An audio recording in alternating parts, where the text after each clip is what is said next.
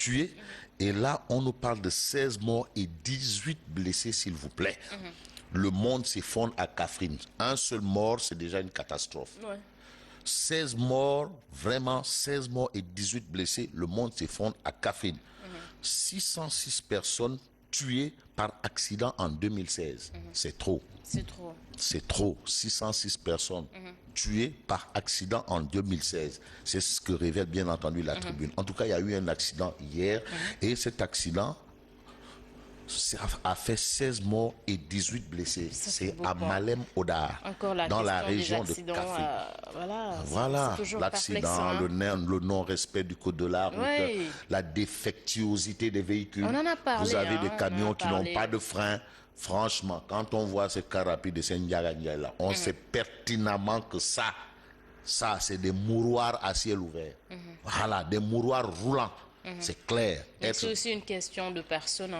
Absolument. Tu sais, le respect du code de la route. Mais bien entendu. Alors, quand on voit ces choses, on doit s'inquiéter. Et l'inquiétude, c'est justement à la une de l'As quotidien. L'As quotidien parle de 16 personnes qui périssent.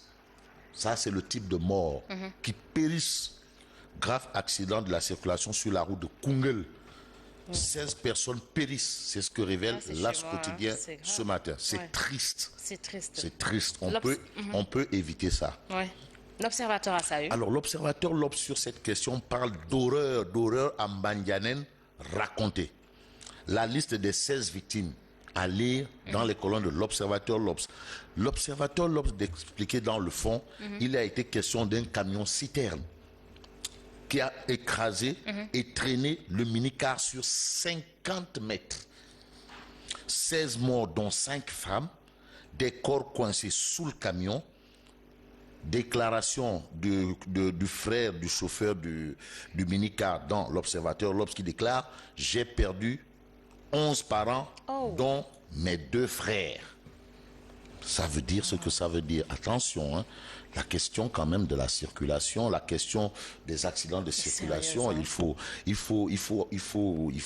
s'y intéresser. C'est important. Voilà. Réumi quotidien. Alors, Réumi quotidien parle de toute autre chose. Il est question d'obstacles et de blocages de toutes sortes. Des obstacles et des blocages de toutes sortes qui permettent à Réumi quotidien de révéler un report inévitable des législatives. Ah ouais? Attention, inévitable. Les gens qui disent oui, la date retenue, c'était le 2 juillet. Inévitable. Pourquoi Réumi nous dit que c'est inévitable? Eh bien, il est question de l'arrestation des dirigeants d'Iris Corporation. C'est l'actualité en Guinée et partout ailleurs. A été épinglé en Guinée et dans d'autres pays arrêtés. Blocage des comptes de la société. Panne de la machine de confection des cartes. Coïncidence avec le Ramadan et la saison des pluies. Réaction de l'Erel Askanui, mouvement de Omar Faye. Par rapport à Iris Corporation, il faut une rupture du contrat. Absolument. Donc, c'est un ensemble de faits qui permet à Réumi quotidien de noter un report inévitable et incontournable des législatives. Et pourtant, les leaders politiques ont déjà commencé à battre campagne. Absolument. De quel camp? Peut-être de la mouvance. Parce que quand on voit Vox Pop en appel à la une, Vox Pop sur la concertation autour du processus électoral de cet après-midi, Manko boycotte Macky. Le FDS Manko Watou Sénégal demande à ses membres de ne pas prendre part à cette rencontre. Ça veut dire que ça coince. Oui, ça coince, il y a un problème. D'accord. On reste avec Vox Pop qui a ça une titre, Barthes fixé sur son sort le 16 janvier. Le 16 février. Ah, absolument. Ah oui, quand même. Le 16 février. Alors, selon Vox Pop, Barthélémy Diaz risque 10 ans dans le procès de l'affaire Ndiaga Diouf. Ça, c'est ce que révèle bien entendu Vox Pop. En tout cas, Vox Pop explique une longue journée de confrontation entre les avocats des Nervis, le procureur et le juge. Voilà, c'était houleux. Le Soleil. L'Astre de Anne nous livre à ça les propos de Monsieur le Président, son Excellence Macky Sall, gardien de la Constitution, protecteur des arts et des lettres, à la rentrée des cours et tribunaux, à savoir la modernisation de la justice est une réalité. Ça, ce sont les propos de Macky Sall. C'est une réalité. On en parle toujours. Et aujourd'hui, c'est le président, le gardien de la Constitution lui-même qui dit c'est une réalité. Comme il le dit, ça veut dire qu'il est conscient que c'est une réalité. À lire également les propos de Badio Camara, le président de la Cour suprême. Mamadou Badio Camara, qui soutient que l'indépendance de la justice, c'est la soumission à la loi. Attention, c'est important ce que Badio dit. Les gens disent indépendance de la justice, mais attends, c'est la soumission à la loi. Et la loi, c'est qui? Absolument, monsieur le juge. Le quotidien, le quotidien. Alors, à la une du quotidien, le quotidien, il est question du président Adama Barrow qui est à Banjul aujourd'hui, à l'heure où nous parlons. D'où le titre du quotidien, le quotidien, à savoir cahier d'un retour au pays natal, pour faire référence à un ouvrage de Aimé Césaire. Absolument. Alors, Barrow convoyé par l'armée sénégalaise et protégé par le GIGN. Voilà ce qu'indique bien entendu le quotidien. Le quotidien. Voilà, et il a été chaleureusement accueilli. Absolument. Mais il y a une poche de résistance. C'est Kanilaï. Kanilaï. Ouais. Kanilaï, c'est le village natal de Djamé. His Excellency Docteur Yaya Jammeh. Libération. Alors justement, Libération à sa une est avec Yaya Jammeh. Jammeh, un ancien dictateur traqué. Voilà ce que révèle Libération.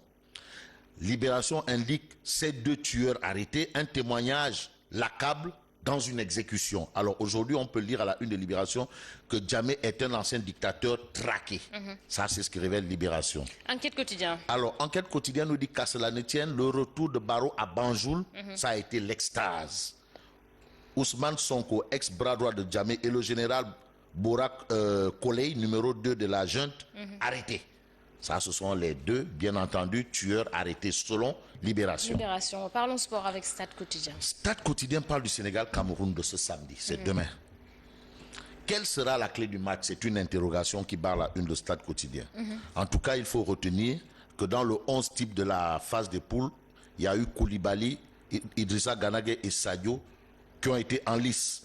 Quart de finale de la CAN, Burkina et Sénégal, les 100 grades. Ce sont les seuls pays qui n'ont pas encore remporté le trophée continental. C'est ça, Sunulamb. On termine avec Sunulamb. Sunulamb avec les propos de Abdou Gueye. Abdou Gueye qui tire sur l'équipe d'Ali Ounsar. Ali Ounsar, c'est le président du CNG. Et Abdou Gueye, entraîneur de l'écurie FAS, donc de Gris Bordeaux. On doit supprimer le CNG. Un autre débat, parce que certains considèrent toujours que le CNG doit être mué complètement en fédération. Bref, ça, ce sont les puristes du LAM qui savent de quoi il en est. D'accord. On termine avec Tribune Sport. Alors, Tribune Sport, Mané, Baldé, le duo qui a peur le Cameroun. Voilà ce que révèle la Tribune Sport. Ça veut dire que ces deux-là, l'un va vite comme un TGV et l'autre va vite comme une fusée. Ça va aller très vite alors. Alors, merci Nguema. Merci à toi également. Moi, je te souhaite bonne continuation, bon week-end, bon repos. À lundi. Bon week-end à toi, à lundi. Mais moi, je vous reviens tout de suite ici pour le journal.